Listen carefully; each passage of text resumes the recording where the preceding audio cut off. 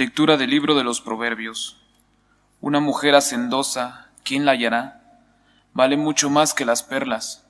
Su marido se fía de ella y no le faltan riquezas. Le trae ganancias y no pérdidas todos los días de su vida. Adquiere lana y lino, los trabaja con la destreza de sus manos. Extiende las manos hacia el uso y sostiene con la palma la rueca. Abre sus manos al necesitado y extiende el brazo al pobre. Engañosa es la gracia, fugaz la hermosura. La que teme al Señor merece alabanza. Cantadle por el éxito de su trabajo, por sus obras la alaben en la plaza. Palabra de Dios. Te alabamos, Señor. Dichoso el que teme al Señor. Dichoso el que teme al Señor. Dichoso el que teme al Señor y sigue sus caminos. Comerás del fruto de tu trabajo, serás dichoso, te irá bien. Dichoso el que teme al Señor. Tu mujer como parra fecunda en medio de tu casa, tus hijos como renuevos de olivo alrededor de tu mesa. Dichoso el que teme al Señor. Esta es la bendición del hombre que teme al Señor. Que el Señor te bendiga desde Sión, que veas la prosperidad de Jerusalén todos los días de tu vida. Dichoso quien teme al Señor.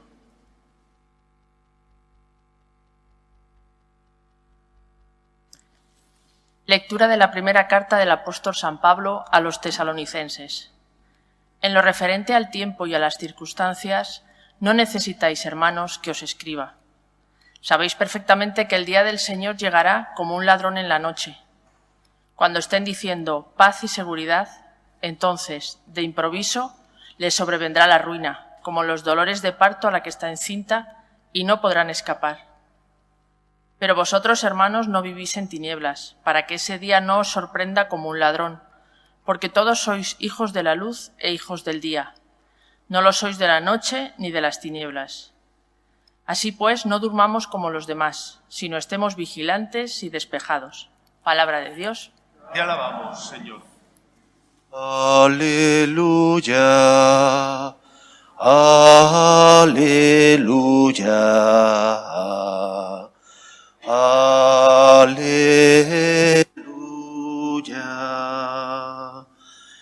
El Señor esté con vosotros. Lectura del Santo Evangelio según San Mateo. En aquel tiempo dijo Jesús a sus discípulos esta parábola. Un hombre, al irse de viaje, llamó a sus empleados y los dejó encargados de sus bienes. A uno le dejó 5 talentos de plata, a otro 2, a otro 1, a cada cual según su capacidad. Luego se marchó. El que recibió 5 talentos fue enseguida a negociar con ellos y ganó otros 5. El que recibió 2 hizo lo mismo y ganó otros 2. En cambio, el que recibió 1 hizo un hoyo en la tierra y escondió el dinero de su señor. Al cabo de mucho tiempo volvió el señor de aquellos empleados y se puso a ajustar las cuentas con ellos. Se acercó el que había recibido 5 talentos y le presentó otros 5 diciendo: Señor, 5 talentos me dejaste, mira, he ganado otros 5. Su señor le dijo: Muy bien, eres un empleado fiel y cumplidor. Como has sido fiel en lo poco, te daré un cargo importante. Pasa al banquete de tu señor. Se acercó luego el que había recibido 2 talentos y dijo: Señor, 2 talentos me dejaste, mira, he ganado otros 2. Su señor le dijo: Muy bien, eres un empleado fiel y cumplidor. Como has sido fiel en lo poco, te daré un cargo importante. Pasa al banquete de tu señor. Finalmente se acercó el que había recibido 1 talento y dijo: Señor, sabía que eres exigente, que siegas donde no siembras y recoges donde no esparces. Tuve miedo y fui a esconder mi talento bajo tierra. Aquí tienes lo tuyo. El señor le respondió: Eres un empleado negligente y holgazán. ¿Con que sabías que siego donde no siembro y recojo donde no esparzo? Pues debías haber puesto mi dinero en el banco, para que al volver yo pudiera recobrar lo mío con los intereses. Quitadle el talento y dáselo al que tiene 10, porque al que tiene se le dará y le sobrará, pero al que no tiene se le quitará hasta lo que tiene. Y a ese empleado inútil echarlo fuera, a las tinieblas, allí será el llanto y el rechinar de dientes. Palabra del Señor. La semana que viene celebraremos el último domingo del tiempo ordinario, que coincide siempre con la fiesta de Cristo Rey. A la semana siguiente se inicia el tiempo de Adviento, que como todos sabéis es el tiempo de preparación para preparar nuestro corazón a la venida del Salvador. La Iglesia pone ante nuestros ojos, en estos últimos domingos del tiempo ordinario, pone ante nuestros ojos la virtud que tenemos que vivir como buenos cristianos e hijos de Dios, la virtud de darle a Dios no cualquier lugar en nuestro corazón, sino el primero. Todos nosotros somos hijos de nuestra época, cada uno ha nacido en la suya, y como hijos de nuestra época también somos herederos de la educación que hemos recibido. Los que peináis canas posiblemente hayáis recibido una educación muy basada en el respeto / miedo a Dios. Cuidado, porque Dios es un Dios que castiga. ¿Cuántas veces las personas ya entradas en años y muy maduras me comentan esto? Padre, es que yo eso de amar a Dios me parece un poco difícil. A mí me han enseñado a temer a Dios, a respetar a Dios, pero eso de amarle es algo nuevo. Desgraciadamente es verdad. Durante una época se habló mucho del miedo, temor a Dios y no tanto del amor a Dios. Pero es que nos hemos ido al lado opuesto. Desgraciadamente, los jóvenes hoy en día no han escuchado hablar del respeto o temor a Dios, sino que más bien han hablado tanto los sacerdotes del amor y de la bondad de Dios, se ha focalizado tanto la predicación en ello, que más bien piensan que Dios, más que un padre, es un abuelito bonachón de barbas largas al que se le puede tomar el pelo. Y hombre, ni lo uno era bueno, ni lo otro tampoco. Ni el temor, ni tampoco tomar el pelo al Señor. ¿Dónde está el equilibrio? El equilibrio nos lo pone el Evangelio hoy ante nuestros ojos. Dios tiene derechos. Y si nosotros no logramos entender esto, no podremos tener con Dios una relación equilibrada. Porque será una relación marcada bien por el miedo o temor, o bien por el interés y por lo tanto por la tomadura de pelo. Si yo sé que Dios es el creador de todo, que todo lo que existe es gracias a que Él lo ha creado de la nada, y que por lo tanto Dios como creador es el dueño, y yo como criatura soy obra de Dios, es inevitable que de ese razonamiento surja la conclusión de que Dios tiene derecho sobre mí y yo tengo deberes para con Él. Que yo como criatura, no ya como hijo, que también lo soy, sino como criatura, Dios es mi Señor. Y por lo tanto, yo tengo deberes que cumplir, tengo obligaciones. Hemos hablado mucho de los derechos del ser humano, de los derechos del cristiano, que existen y son reales. Como bautizados tenemos derechos. Derecho a acercarnos al Señor y que perdone nuestras culpas, porque nos han bautizado, nos han injertado en la vida divina. Derecho a recibir el consuelo y el amor de Dios que nos llega por medio de los sacramentos y de otros instrumentos como la oración, porque Dios nos acepta como hijos, nos concede derechos, pero también como hijos y como criaturas tenemos deberes. Y desgraciadamente los deberes para con Dios, las obligaciones del ser humano para con el Señor, es algo que normalmente ya no se predica. Y si no se predica, si los sacerdotes no lo enseñamos, es difícil que los laicos lo podáis vivir. El Evangelio y la parábola de hoy pone muy a las claras que aquel que encarga dando talentos tiene derecho a recibir el fruto de esos talentos. Dios nos ha creado y como creador ha puesto unos dones en nuestro corazón.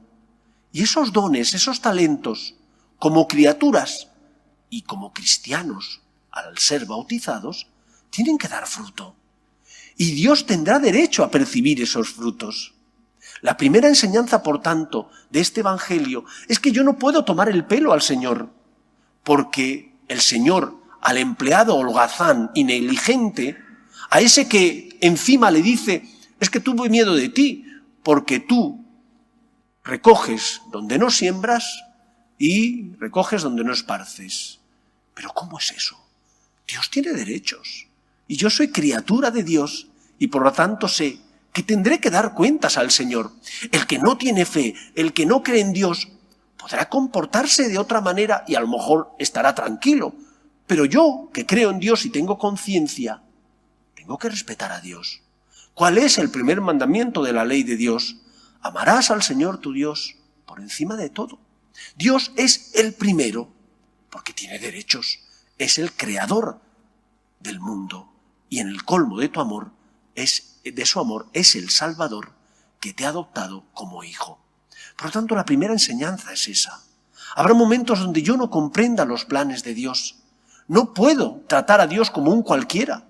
No puedo tratar a Dios como el tercero que recibe un talento y que dice tenía miedo y bueno, lo que hice fue esconder el talento porque eres un Dios severo. Cuando no comprenda los planes de Dios, me fiaré de aquel que por amor me ha creado a su imagen y semejanza, que por amor me ha dado el don de la libertad para que yo le siga no obligado, sino por amor, siendo libre y pudiendo escoger otro camino. Dios te ama, Dios te quiere, pero tú tienes que saber que tienes obligaciones y que por lo tanto no puedes tratar a Dios como un cualquiera. Si esto lo tenemos claro, nos ocurrirá como la Virgen María. Cuando la Virgen María, obviamente educada en el más fiel judaísmo, gracias a sus padres, San Joaquín y Santa Ana, cuando la Virgen María recibe el anuncio del ángel Gabriel, ¿cuál es su respuesta? No le dice a Gabriel, chico, es que vienes aquí en un momento que me estás poniendo en un brete, yo tengo mis planes con José y tú ahora me pides esto. No, María simplemente dice, he aquí la esclava del Señor, porque aquel que le pedía ser la madre del Salvador no era un cualquiera, era el Todopoderoso. Dios tiene derechos, tú tienes deberes para con Él. En segundo lugar, los talentos que Dios nos ha dado, que los tenemos, tienen que dar fruto.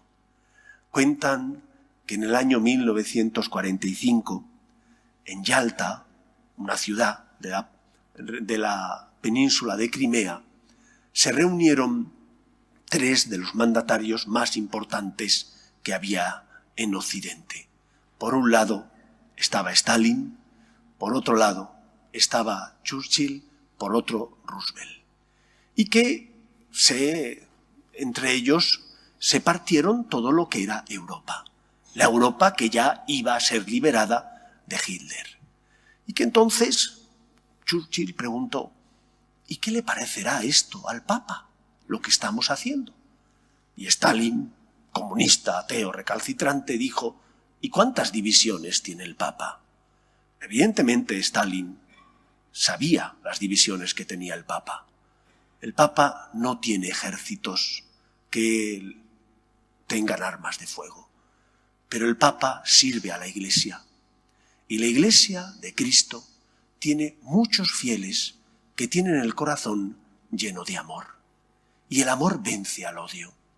Nosotros con nuestros talentos, poniendo en juego los dones que Dios nos ha dado, siendo fieles a la justicia, a la verdad natural y a la verdad revelada, defendiendo la familia natural, el derecho de los padres a educar a sus hijos, defendiendo la vida, podremos instaurar un reino más justo aquí en la tierra.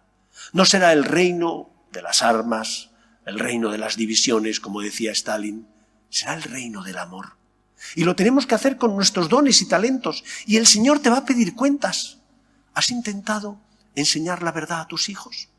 ¿Has luchado por pagar un salario justo a las personas que tenías contratadas? ¿Has tratado con respeto a tu esposo, a tu esposa?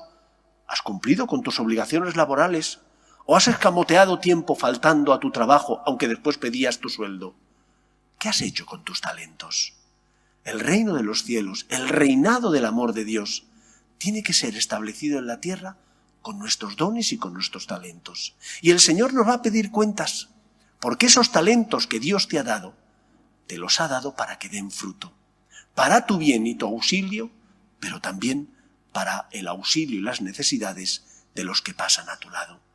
Por eso examina tus dones, da gracias al Señor por ellos y pídele que te dé su gracia para que den el fruto al que Él tiene derecho, porque te los ha dado para aquí en la tierra crear un mundo más justo, basado en el amor, en el respeto y en la justicia, no basado en el odio, en el rencor y en el egoísmo. Utiliza tus dones, porque el Señor tiene derecho a percibir los frutos que ellos tienen que dar. Y de esa manera, como miembros que somos de la Iglesia, siendo justos, pagando un salario justo a los que tenemos contratados, cumpliendo con nuestros deberes y obligaciones, teniendo misericordia y perdonando a los que pasan a nuestro lado, siendo luz en medio del mundo por la integridad de nuestras costumbres, estaremos ayudando a que el Señor pueda transformar nuestro mundo y nuestra sociedad. La Iglesia no tiene divisiones, tiene personas enamoradas, santos, mártires, cristianos anónimos, que desean amar a Dios por encima de todo, que desean ser sal de la tierra y luz del mundo. Que el Señor pueda contar con nosotros.